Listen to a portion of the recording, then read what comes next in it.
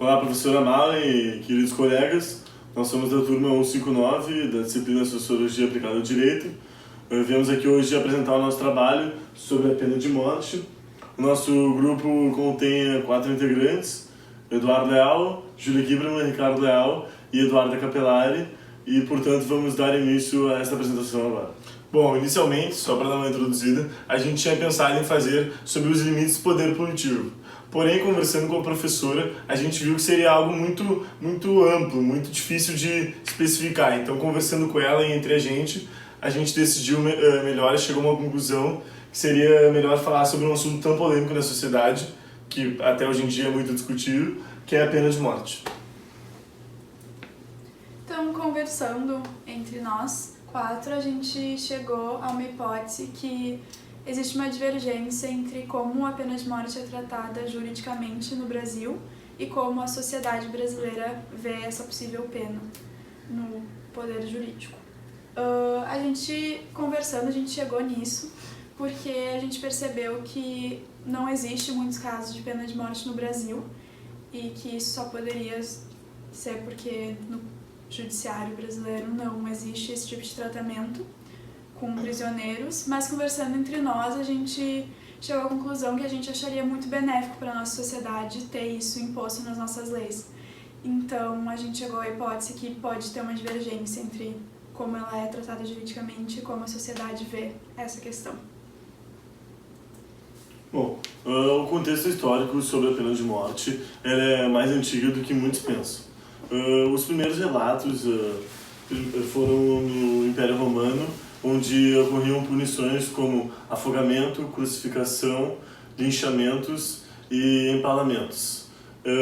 Também pode-se perceber que o primeiro código escrito foi o Código de Hammurabi, que ele já vinha com punições a respeito de implantando a pena de morte.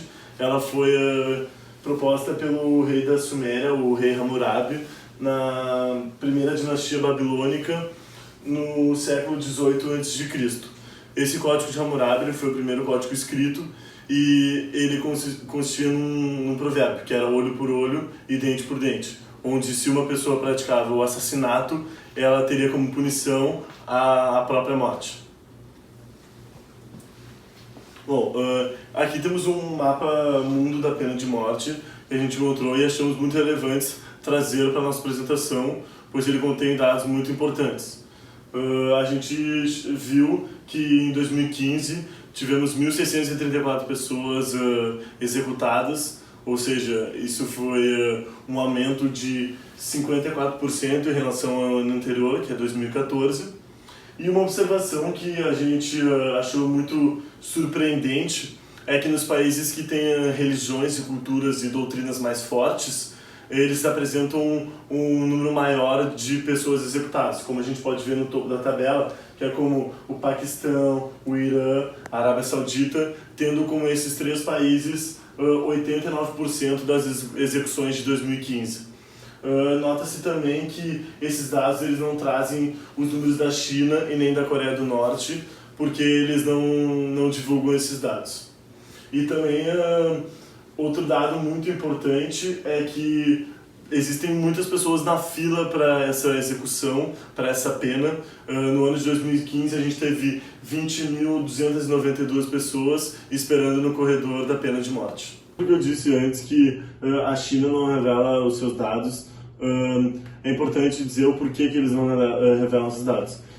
Porque na China eles consideram que essas execuções, essa punição por pena de morte é um segredo do Estado, mas estima-se que mais de 1.000 pessoas sejam executadas todos os anos como punição à pena de morte.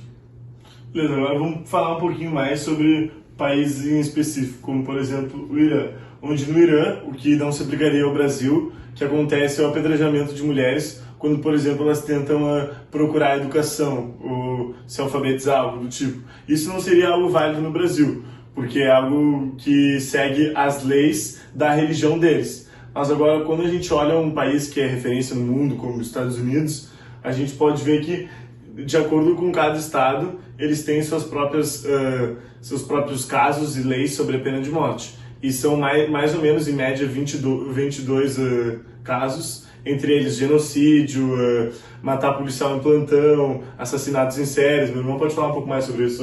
Assassinato com estupro, assassinato de crianças de menores de 10 anos, assassinatos em cadeias. São vários casos e pode variar muito de estado para estado. Ou seja, seriam casos muito específicos que têm por objetivo o bem da sociedade. Bom, agora eu vou explicar para vocês como é que esse assunto tão polêmico é tratado hoje juridicamente. E ao contrário do que muitos pensam, no Brasil existe sim e já aconteceu penas de morte. Porém, ele é muito específico e está descrito no inciso 47 do artigo 5º da nossa Constituição. E o que ele está dizendo? Ele está dizendo que não haverá penas de morte, salvo, ou seja, com exceção, em guerra declarada.